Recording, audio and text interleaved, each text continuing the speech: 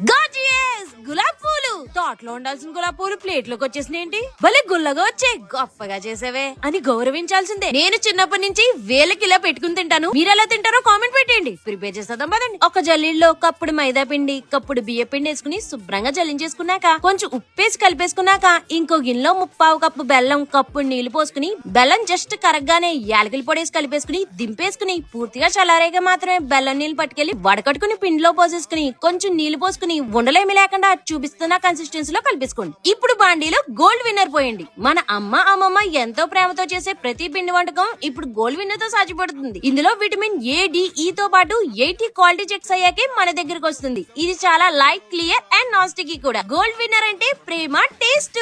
దీన్ని గులాబ్ పూలు గుర్తుంటారండి. దీన్ని వేడి వేడి నూనెలో పెట్టి ఇది పూర్తిగా వేడెక్కిన తర్వాత మాత్రమే తీసుకుని మనం రెడీగా పెట్టుకున్న పిండిలో సగం వరకే ముంచి పట్టుకెళ్లి మళ్ళీ వేడి వేడి నూనెలో పెట్టండి. నాన్ స్టిక్ గులాబ్ పూలు గుర్తు అయితే